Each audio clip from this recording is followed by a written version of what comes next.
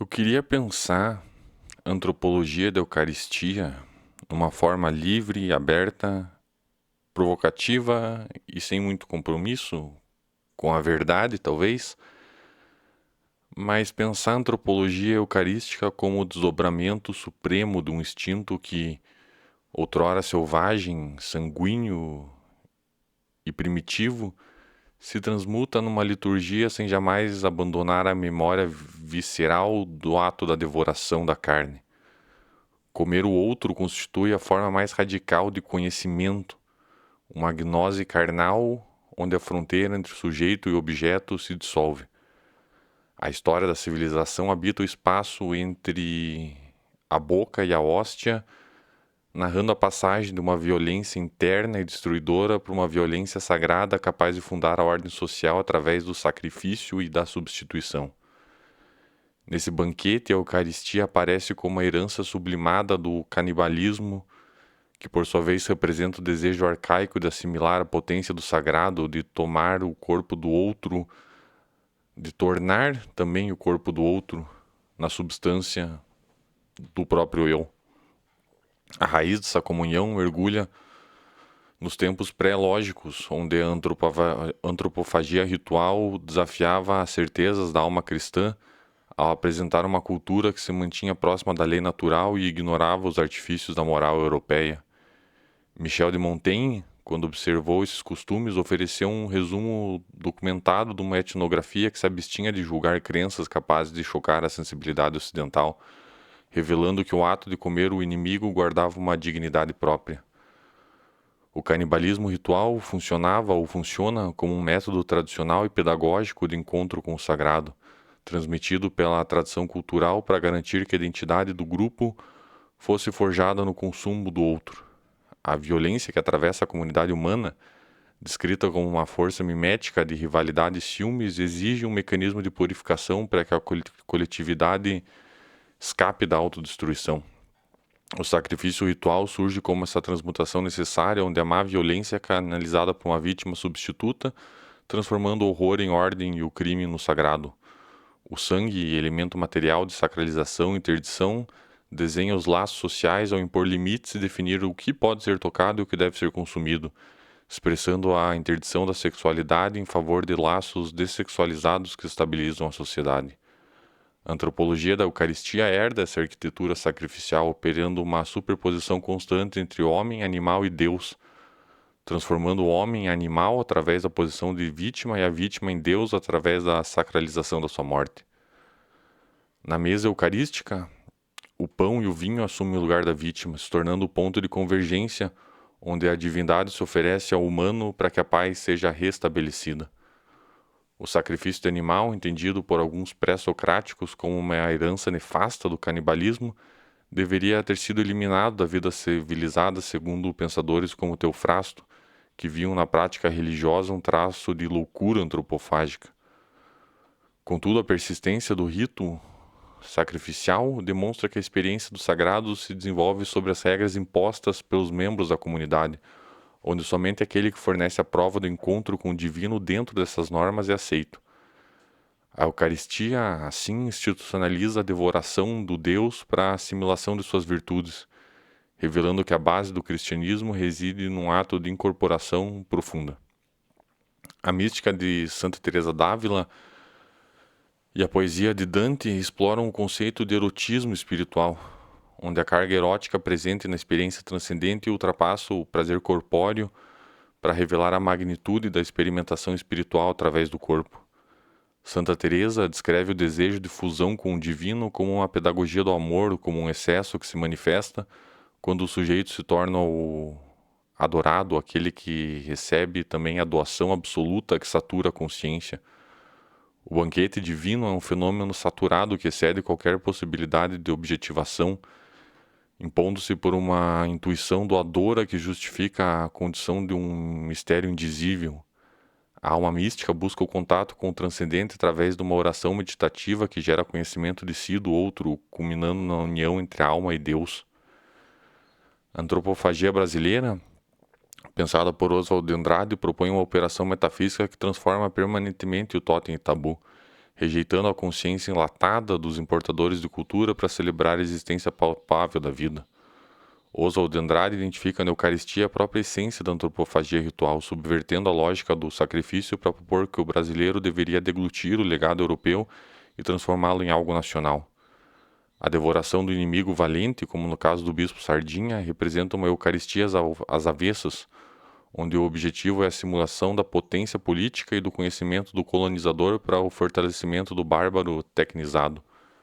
A antropofagia brasileira busca a comunhão que rejeita o medo ancestral em favor de um vínculo comunitário que internaliza o outro, livrando a alma brasileira dos aspectos neuróticos da cultura messiânica. A fenomenologia da carne de Merleau-Ponty contribui para essa compreensão ao descrever o corpo como um drama onde o eu e o outro estão amarrados numa única textura ou tessitura do ser. O corpo encarnado e o corpo eucarístico funcionam como interfaces do reconhecimento intersubjetivo, onde a palavra se torna carne e eleva a natureza humana à dignidade sagrada. Em Jesus se encontra a valorização do corpo contra todas as formas de opressão, transformando o espaço físico num templo de comunicação e epifania. O ato de se oferecer à humanidade nas espécies do pão e do vinho dignifica o corpo como lugar de serviço e entrega, realizando a incorporação formal de todos os que recebem o corpo de Cristo em si mesmos. Jean-Luc Marion propõe pensar Deus sem o recurso à noção do ser, afirmando que a divindade nos advém como um dom livre das determinações metafísicas. O amor é a primeira nomeação de Deus, um excesso que não cabe nas ideias óbvias da mente humana. A fenomenologia do dom de Marion confronta o pensamento apofático e místico, vendo na oração de louvor uma linguagem não predicativa que renomeia a Deus à luz da douta ignorância. O fenômeno saturado de revelação exige um sujeito capaz de acolher a imensidade do dom, reconhecendo a desproporção infinita entre a grandeza da dádiva e a pequenez de quem a recebe. Todos são atraídos pelo desejo ardente de comunhão de um projeto originário que busca restabelecer a unidade entre os homens de todas as línguas e nações. A dialética entre ipseidade e alteridade em Paul Ricoeur reforça que a autorrealização do homem ocorre na identificação com seu outro, seja na imanência do sujeito ou na transcendência do objeto. A nossa essência é finita e encarnada, exigindo que a realização de si aconteça no acolhimento da alteridade profunda. O corpo próprio atua como mediador entre o eu e o mundo, permitindo que a percepção do outro ocorra por uma representação ou apresentação analógica, onde reconhecemos no corpo alheio um semelhante que também possui capacidade de agir. A união pela carne precede qualquer operação cognitiva, estabelecendo uma união passiva onde o outro é reconhecido como um outro eu. O amor manifesta-se também como fome de outra vida, como um desejo de transitar para além das fronteiras do eu, onde dois seres se devoram ou se entredevoram e morrem um no outro para transitar para um novo estado de ser. A vida não pode permanecer estática porque repetir é ocupar o mesmo lugar, e aqui a arte aparece como funcionando como um estranho alimento que aviva a fome da alma. O humano define-se por essa fome metafísica, por uma busca por um lado nenhum aqui mesmo, onde a substância da obra é a própria fome da existência. A estética do banquete eucarístico, também pensada na literatura, como na obra de Mário de Andrade, dramatiza o rito de entrada no sagrado através de preâmbulos cerimoniais que iniciam o leitor numa liturgia de passagens. A sucessão de introduções e prefácios exige que o leitor se demore no limiar da obra litúrgica, penetrando o texto como se entrasse num templo solene. A poesia mística e a vivência estética se conjugam através de práticas de educação dos sentidos e disposição para a contemplação, buscando uma concentração que gere encantamento e deslumbramento pelo divino. O ritmo e a ambiência permitem que o presenciante sinta a presença tangível do que é evocado, de modo análogo ao místico que busca a presença palpável de Deus no mistério. A doutrina da transubstanciação, como basilar da teologia cristã, clarifica o modo pelo qual Cristo está presente no sacramento, respondendo a visões meramente simbólicas com a afirmação de uma conversão total da substância do pão e do vinho. Essa conversão absolutamente sobrenatural se realiza pela virtude de Deus e pela força do Espírito Santo, exigindo uma fé que ultrapassa a apreensão dos sentidos ou da razão. A presença real é uma afirmação geral sobre a Eucaristia ser o corpo e o sangue, enquanto a transubstanciação oferece explicação metafísica para essa transformação substancial que permanece oculta aos olhos humanos. A Igreja Ortodoxa entende esse sacramento como uma imagem viva dos sofrimentos de Cristo, administrado para a vida eterna do crente através da participação substancial e verdadeira. A reflexão teológica moderna, contemporânea, busca revisar o modo conveniente de explicar o dogma da presença real, distinguindo a afirmação da presença de Cristo e de sua explicação técnica em termos de transubstanciação. Algumas escolas fenomenológicas personalistas tentam fazer coincidir a existência pessoal com os relacionamentos humanos, vendo na Eucaristia uma refeição comum que realiza a alimentação espiritual e a comunhão com Cristo, embora essa terminologia alternativa pareça ser bastante carente ao não explicar o que ocorre às espécies consagradas em si mesmas. A antropologia da Eucaristia se revela como o testamento de uma humanidade que descobre na devoração do sagrado algum caminho para a unidade. O canibalismo ritual e a comunhão eucarística são duas faces do mesmo instinto de incorporação que busca abolir, em última instância, a solidão da consciência.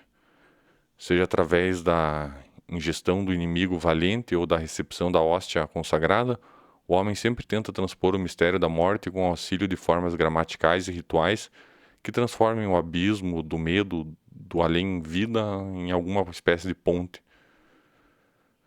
A digestão da cultura operada pela antropofagia brasileira se assemelha ao processo de transubstanciação ao buscar uma síntese que supere a dualidade entre o eu e o outro. O antropófago não aceita passivamente o progresso externo, mas o digere para fortalecer seu próprio organismo selvagem, eliminando o caráter de submissão colonial em favor de uma apropriação criativa. O corpo místico que se forma do banquete eucarístico é assim a expressão máxima da intercorporeidade, onde a presença de Cristo é recebida em cada corpo individual para formar uma única identidade coletiva. O selo do Espírito, o caráter indelével da iniciação cristã, marca o fiel como membro dessa unidade que não pode ser cancelada pela história. A desproporção entre o dom e o receptor é curada pela misericórdia de um Deus que deseja celebrar a Páscoa com a humanidade, atraindo todos os povos para o banquete do Cordeiro. A veste nupcial da fé, lavada no sangue, é o requisito para o acesso a essa ceia única e irrepetível que se torna presente em cada celebração. A antropologia da Eucaristia indica que a vida humana começa verdadeiramente apenas com a quebra dos sistemas racionais, quando a vida se abre para as intensidades e excessos que o erotismo e o sagrado proporcionam. O misticismo da experiência erótica e da interioridade busca uma vida mais incendida, onde o logos e o phagos, a fome, se encontram na ação do pensamento selvagem que devora o tempo na busca de tocar o eterno. A devoração mútua entre a obra e o leitor, ou entre o fiel e Deus, constitui a manifestação extrema de uma formação supressiva que destrói o ego isolado para criar o sujeito ético e responsável. Viver assim é agir sob o signo da doação, reconhecendo no ato de comer o outro a promessa de uma reconciliação final, onde a fome seria ou será, enfim, saciada pela plenitude do ser. A comunhão eucarística é o lugar onde a ipseidade se mantém ao ser dono de si, mas simultaneamente se perde no ser, ao ser, no outro, através do corpo do outro. O senhorio de si garante a independência a partir da incógnita dos elementos, mas a relação ética que se dá no devorar o outro exige a manutenção da segurança no seio da alteridade. A identidade reflexiva e a alteridade aprendida nos múltiplos registros gnosiológicos e ontológicos compõem o mundo do homem sob o signo da mediação entre o dado e a forma. O conhecimento de si não ocorre por intuição pura, mas por reflexão e dilatação temporal, acolhendo o estrangeiro no modelo analógico que sustenta a capacidade de ser responsável pelo outro. Pensar assim a antropologia da Eucaristia, eu creio, costurando canibalismo e comunhão, seria a celebração de um corpo que se entrega para ser vida no outro. O banquete é o lugar da transformação permanente do medo em vínculo, da fome em plenitude, da solidão em pertença. Através do devorar o tempo e a eternidade, o homem consome o sagrado para descobrir que, no ato de ingerir a divindade, ele é finalmente consumido por algo que o transcende e sustenta o universo. Que a liturgia da existência continue a repartir o pão da presença real entre todos os seios. Seria um desejo, talvez até que o abismo entre o eu e o outro desapareça em alguma possível, desejosa, eterna comunhão.